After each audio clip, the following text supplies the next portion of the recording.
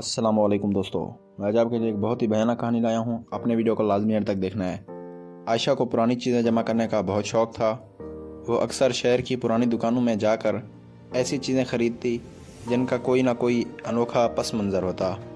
एक दिन वो एक छोटी सी सुनसान दुकान में दाखिल हुई जहाँ हर तरफ धूल जमी हुई थी और चीज़ें बेतरतीब अंदाज में रखी थीं। वो दुकान में इधर उधर देख रही थी कि अचानक इसकी नज़र एक पुरानी गुड़िया पर पड़ी।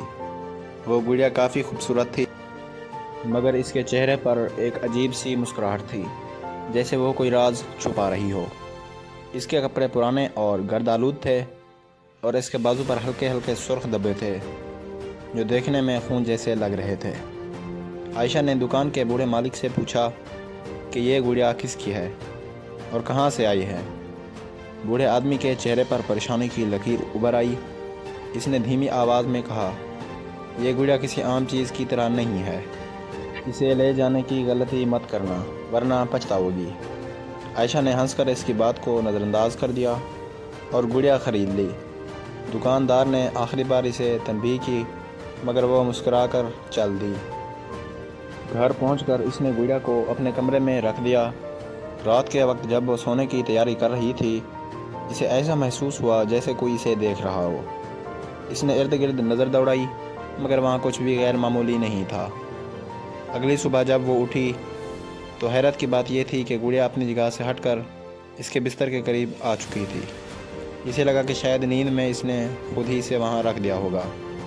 वो दोबारा गुड़िया को अपनी शेल्फ में रख कर चली गई। चंद दिन बाद खौफनाक वाक़यात शुरू हो गए। रात के वक्त इसे हल्की हल्की सरगोशियाँ सुनाई देने लगीं, जैसे कोई इसके कमरे में बात कर रहा हो। कभी कभार इसे ऐसा महसूस होता कि गुड़िया की आंखें हरकत कर रही हैं, जैसे वो इसे घूर रही हो। एक रात जब वो नींद में थी, अचानक किसी के हंसने की आवाज़ आई। वो चौंक कर उठी और कमरे में इधर उधर देखा, मगर वहाँ कोई नहीं था। इसका दिल तेज़ी से धड़कने लगा। जब इसने शेल्फ की तरफ देखा तो गुड़िया अपनी जगह पर नहीं थी। वह बिस्तर के पास बैठी हुई थी, जैसे कोई चुपके से इसे वहाँ रख गया हो। अगले दिन आयशा की दोस्त मरियम इसके घर आई।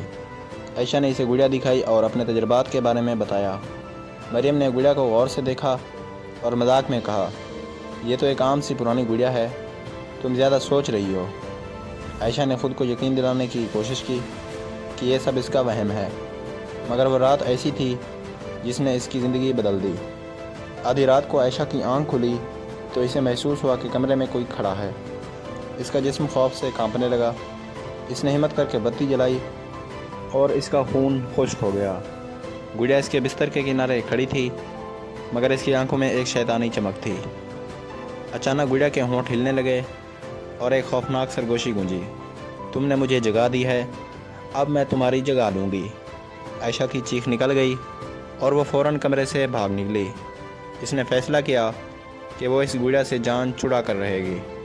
अगले दिन वो गुड़िया को लेकर करीबी जंगल में गई और इसे जलाने की कोशिश की, मगर जैसे ही इसने गुड़िया को आग में फेंकने की कोशिश की, इसके हाथ चलने लगे जैसे किसी ने दुखते अंगारे रख दिए हों।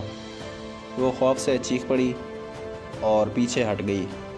अचानक हवा में एक अजीब सी सरगोशी सुनाई दी, तुम मुझसे पीछा नहीं छुड़ा सकती।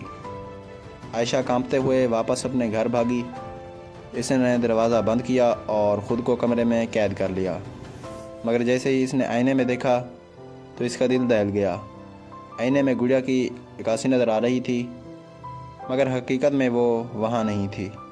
आईने में गुड़िया मुस्कुरा रही थी और इसकी आंखों से खून बह रहा था।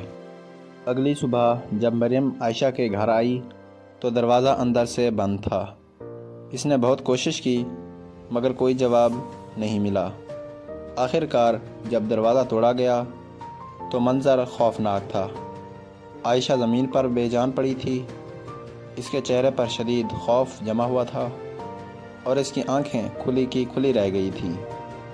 इसके सीने पर वही गुड़िया बैठी थी और इसके होंठों पर एक भयानक मुस्कुराहट थी। इस दिन के बाद जो भी इस गुड़िया को अपने पास रखता, इसे वही अंजाम देखना पड़ता। कहा जाता है कि वो गुड़िया आज भी किसी न किसी शक्ल में मौजूद है, किसी और की ज़िंदगी को जहन्नुम बनाने के लिए तैयार।